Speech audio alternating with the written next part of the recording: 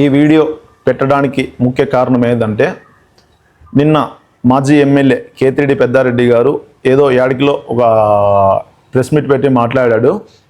ఆ మాట్లాడిన దాంట్లో అస్మిత్ రెడ్డి ఎమ్మెల్యే అయితే వాళ్ళ తండ్రి ఎందుకు తిరుగుతున్నాడు అంటున్నాడు, ఏ పదవి లేదు అంటున్నాడే.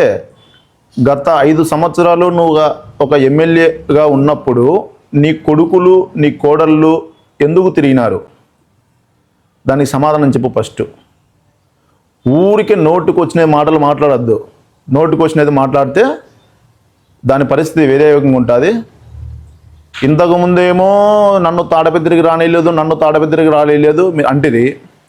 ఇప్పుడు తాడపిద్రికి వచ్చి నువ్వు కార్యకర్తల్ని మహా అయితే 2 కేసులు పెడతారు 3 కేసులు పెడతారు అంటున్నాడే. మీ కొడుకులు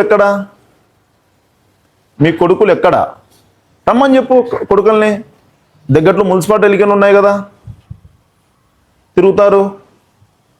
ఊరికే కార్యకర్తల్ని రెచ్చగొట్టుకుంటా మహా అయితే 2 కేసులు మహా అయితే 3 కేసులు వైసీపీ కార్యకర్తల అవన్నీ మాట్లాడుతున్నావు కదా, రమ్మని చెప్పు. తిరుగు. ఏమన్నంటే ప్రజాస్వామ్యం. ఎక్కడ ప్రజాస్వామ్యం చెప్పు. జేసీ ప్రభాకర్ రెడ్డి గారు ఇంట్లో లేనప్పుడు నువ్వు వచ్చిపోవడం అదే ప్రజాస్వామ్యం గుర్తు లేదా నీకు? ఆలూరు కొనకపోయినప్పుడు ప్రభాకర్ని అడ్డుపడినప్పుడు అప్పుడు ప్రజాస్వామ్యం గుర్తుకు రాలేదా? మా జూటూరు దగ్గర నరసింహస్వామి కొండ పోయినప్పుడు అప్పుడు మీకు గుర్తు రాలేదు ప్రజాస్వామ్యం? అప్పుడు ఎందుకు పోనీలేదు ప్రభాకర్ రెడ్డి గారిని? మీకు ప్రజాస్వామ్యం ఉంటే. ఊరికే ఏమనంటే పోలీసు వాళ్ళు ఉన్నారు కాబట్టి నువ్వు ఉండవు. అదే పోలీసులు లేకపోతే ఒకసారి తెలుసుకో. 2024 ఎలక్షన్ అయిపోయినప్పుడు ఏ విధంగా ఉన్నదో. నువ్వేందో పోలీసు వాళ్ళు అడ్డం పెట్టుకొని అంటున్నావు. పోలీసు వాళ్ళకు క్రికెట్ బెట్టింగ్ ఏం సంబంధం అయ్యా? నువ్వు కానీ నేను కానీ ఎవడన్నా క్రికెట్ బెట్టింగ్ ఆడితే వాళ్ళకి పట్టపై చట్టం ఉంది వాళ్ళకు. ఊరికే పోలీసు వాళ్ళు అనుకుంటా ఉన్నావు. ఇక్కడ పోలీసు వాళ్ళు ఏం చేస్తారు నాకు అర్థం కావట్లే.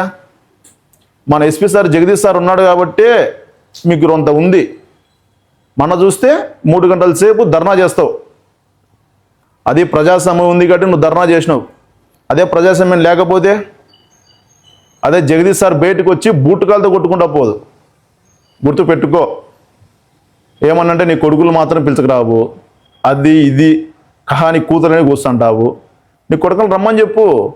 ఊరికే ఎందుకు? ఏ కార్యక్రమంకు చేసినా నువ్వు ఓడ్చలేవు. ఏదన్నా చేయనే మేము మాటికనెలకు బంగ్యాకు గింగ్యాకు తాడపిద్దలు ఎక్కువైందంటారు.